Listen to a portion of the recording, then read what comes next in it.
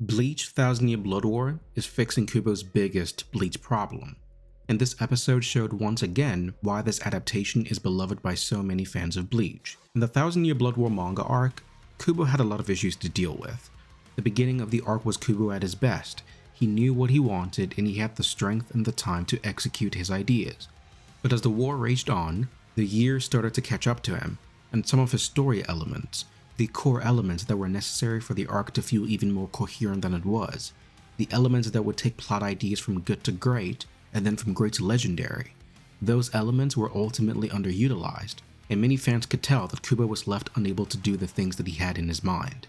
But now that we are in the era of the Taguchi-directed anime, and now that we've been fortunate enough to have a director who has pushed extensively for Kubo to be involved, for Kubo to make changes, and for Kubo to make inclusions and everything in between, we are beginning to see the fruits of their labor. This video will not go through every inclusion they've made so far. I'm focusing specifically on episode number 24 because in this episode, we took things to a completely new level. So if you enjoyed this video, please like, comment, and subscribe. It helps the channel greatly. Now, Kubo's biggest problem in the Thousand Year Blood War manga isn't a lack of ideas. It's the execution of said ideas that created the problem. I never got the feeling that fans hated the choices he made, they just disliked the execution of the choices. In episode 24, Kubo took a big step in establishing Yuha's motivations, the extent of Ichibe's influence in the world of Bleach, foreshadowing of future events, and expanding Bleach's lore into a whole new level. They then go on to give a massive example of how intent they are to changing manga content in order to increase the value of the source material. So first, we'll start with Yuha and Ichibe's flashback in this episode. Now, it's important to understand that Ichibe being the leader of the Shinigami and Yuha being the leader of the Quincy meant that these two were meant to battle no matter what. However, when you observe Yuha's presentation in the manga, you learn two things. Number one, Yuha feels more like a Yamamoto level opponent rather than an Ichibe level opponent. And number two, you feel like Ichibe is lacking a sense of direct confrontation over Yuha. We understand that both parties stand for different ideals, sure, but what history do both of you individuals share as people? Is there something more than just your positions that draws both of you into battle? Not having these bits of information limited both characters' standing within the world of Bleach, and the story suffered as a result. It did not suffer enough for it to limit how great they both are, but there was something lost. And so in this episode, we start things off with a flashback that holds an immense amount of storyline implications. This is over 1,000 years ago in Yuha's Licked Empire capital. We don't know the name of the city as of now. But what we learn from this sequence is that Yuha has been going around waging war and amassing neighboring cities into what he calls his Empire of Light. But as his conquest in the world of the living continued, the Quincy also continued to fight and kill Hollows, which presented a problem for the Shinigami. In response to the coming conflict, Ichibe Hirosube, not Yamamoto, Ichibe the leader of the Shinigami, comes directly to Yuha to negotiate a ceasefire. In the presence of some of Yuha's most trusted soldiers, Ichibe presents his terms. As a balancer of the three worlds comprised of the Soul Society, Wakamundo, and the world of the living, he asks that Yuha leave the Hollows to the Shinigami. In return, the Shinigami will not interfere with his conquest within the world of the living, and he is free to enjoy the prosperity of his empire. Ichibe believes this to be a win-win situation for Yuha. Just leave the Hollows to us, and you can pretty much do whatever you want after that. A very Zangetsu-looking Yuha responds to Ichibe's terms with contempt. He believed that Ichibe was being deceptive and treating him like an ignorant baby. Ichibe insists that he had no intention of doing so, but reiterates that Yuha doesn't really know anything. Yuha then responds by asking him a question. The world was once one. Who was it that set boundaries to that eternal peace by separating life and death? Who brought the fear of death to the people? Ichibe's answer to both questions is the Soul King. Now, the unique thing here is that Ichibe is not lying, but he's lying at the same time. The Soul King is responsible for separating life and death, but did he do so due to his own will, or was he just the reason why it happened? Ichibe was not clear on that, but these pieces of information are added to the increasing, ever-growing lore of Bleach. Kubo then goes on to give Yuha an extremely important piece of characterization.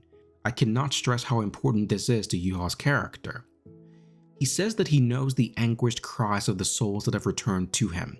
He knows the vindictiveness of the people who fear death and cling to their fleeting lives. And that is the driving force behind his desire to wage war against the Shinigami. Now, this is an extremely important point. Yuha is a being who is able to absorb the souls of those he gives his power to upon their death. We knew that much before. But what this scene shows is that not only does Yuha inherit their skills, their knowledge, abilities, power, and life force, he also inherits their emotions. In other words, when they die, he feels what they felt. He's able to share in their pain, suffering, and woes. And within the overwhelming number of souls he's resonating with, he concludes that there needs to be a better answer. There has to be a better option for those who cling to their lives, living in fear of death every single day. It's easy for Ichibei Hyosube and others to sit where they are and simply say that death is a part of life, or that it was important to create a world that had death. But Yuha's perspective is different, and you might even say much more informed, because he can actually feel what they feel. He feels their fear, he feels their pain, and he feels their suffering, and he's thinking, there's gotta be a better answer than this. That is immense characterization for Yuha, because when it comes to his motivation and his reason for waging war, right now, it's not just about vengeance against the Shinigami who defeated him. It's not just about the idealistic differences between Shinigami and Quincy. It's not even just about conquest and ambition. Yuha is plagued and burdened with the weight of the pain and fear of countless souls and inclined to find a solution, to give them a world without death, so that they might live freely and happily. That is such an immense improvement for what we had before this episode. It's such good stuff, Kubo. This is such good stuff. But anyway, Ichibei warns Yuha not to say his name so lightly, and Yuha opens his eyes to reveal his almighty. The two speak at the same time, and Yuha says, "I can see it all," as Ichibei says, "I can show it to you." Ichibei directs his palm at Yuha, and Yuha's Quincy guards immediately attack, but their attacks are parried by Ichibei's barrier, which reflects it back at them. I must say, it is interesting that one of Yuha's guards had a gun 1,000 years ago. It makes the Bleach World of the Living timeline very interesting to ponder, but I'm not going to talk about this in this episode, we can just reference it in the future. Using what appears to be Perninda, the left arm of the Soul King, the left arm of progress, he reveals the Soul King's history to Yuha, who appears to not have known about it. His almighty seems to not be fully capable at this very moment. Within the visions, we see Ichibei reaching down, holding the Soul King in his arms. His presentation is questionable, to say the least. Ichibei reiterates that Soul Reapers, along with the Soul King, maintain this fragile world and are necessary.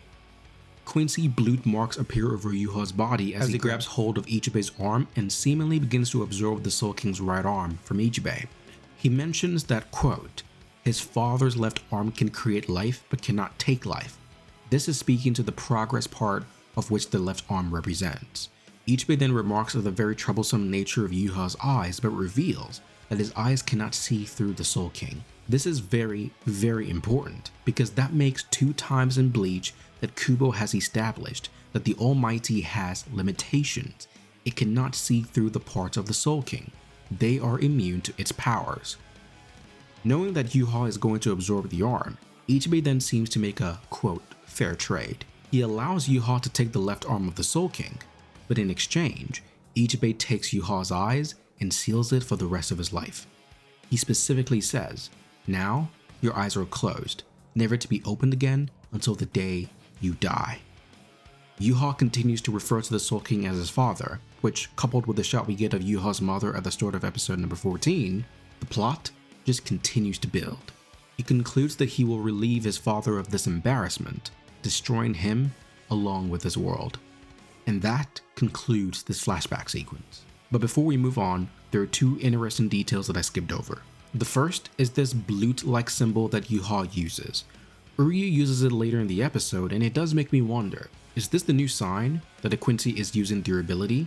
Like, are these markings the new sign? Because when most of us see it, we assume that they're using Bleach, but that might not be necessarily true anymore. Also, secondly, Ichibei seems to have merged the left arm of the Soul King with his body, which is a new thing as far as I know. Or I guess technically when you think about it, I guess Ukitake was also merged with it, so I guess it's not really that new. But still, it is unique in that the left arm of the Soul King became one with Ichibei's body. If that is true, then theoretically, you could find and amass all the different body parts of the Soul King and make them a part of your actual body, reaping the power-based benefits. There's just so much possibility with this. It's great, and this entire sequence is just amazing. It gives Ichibei and Yuha more history before their battle. It grounds Ichibei's character even more by establishing just how involved he's been in Soul Reaper history. Yuha's characterization gives his motivation more credence, and it grounds his character in a very human way, blurring the lines of right and wrong. The bad guy is the one who wishes to free humanity from the fear of death, and the good guy is the one who helped imprison a benevolent king so he could create an unfair society with the elites at the very top. Who's right? Who's wrong? Who knows? It's all just amazing. It's just great. It really is. And you know the best thing about all of this?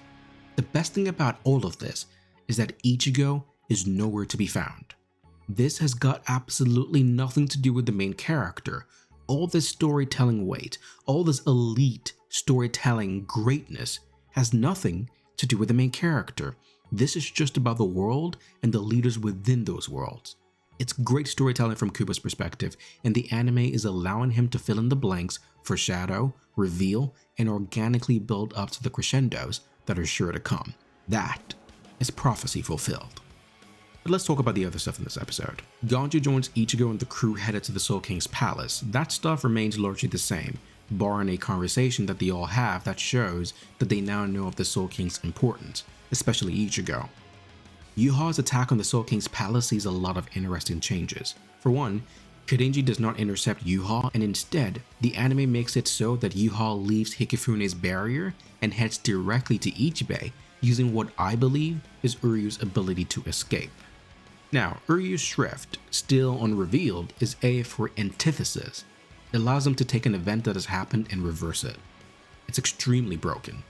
And so what I think happened here is, Yuha takes his medallion, he throws it out of the cage does not react to it because it's not Ryatsu based like their other attacks, and once it's far away enough from it, Uryu uses the antithesis to reverse Yuha's and the medallion's events, putting the medallion back into the cage and putting Yuha out of it. It's genius, and quite frankly, I don't even know that Haswell knew about this. He certainly seemed a little surprised in my opinion. But with the Royal Guard defeated by Nimaya Oetsu, we've changed an extremely important event. Yuha does not use the Holy Selection to revive his Royal Guard. For the moment, they're all out. And this could go a couple of ways. Kubo could either have the Royal Guard re-emerge of their own power and re-enter the fight, or Yuha could use the Holy Selection from where he is now, facing off against Ichibei. The important thing, however, is that in the meantime, Jugrim and Uryu are left to face 4 Squad Zero members by themselves. That is a huge change. Uryu is going to enter combat against not just any opponent, a Squad Zero member. It's insanity, and I love it. Depending on how this goes, if Yuha does decide to either delay or forego the use of the Holy Selection, it would mean that the other Sternerders below in the Serete are now free to be defeated by actual Shinigamis, giving certain characters more shine. There's just so many ways for this to go. I'm so invested. In addition to all of this, you might even say that Squad Zero is being set up to look much better even in defeat. I don't know where you all stand, but the problem with Squad Zero isn't that they lost, it's how they lost. If you give them a good bout to show off their abilities and make it so that we understand why they're as good as they are, everything else will fall into place. I hope no one actually believes Squad Zero should be defeating the Quincy. They're going to lose, they were always going to lose, and they need to lose. However, they need to lose the right way. They need to put up a fight, and they need to be worthy of the titles that they were given. But all in all, this episode went such a long way to quelling some of the fears I've had about Bleach. Have you maybe been wondering, how much are they really gonna change? They can't really be intent on shifting that many things, are they? Well, now you know. They have, they are, and they will. That is great news for every Bleach fan, because what it means is that we're headed into some new territory. There's no guarantee things turn out like Kubo had in the manga. The anime is now the new canon, and new things are being revealed. It's unprecedented, it's outstanding, but most of all, it's Bleach, and I'm so grateful for it. I really am. Let me know your thoughts down in the comment section below, and please make sure to subscribe to the channel. I will continue to give you the best possible content I can if you trust me with your subscription. I promise you that much. We're now headed to Ichibe Hyosobe vs Yuha Baha in what might be one of the most anticipated finales in a long time.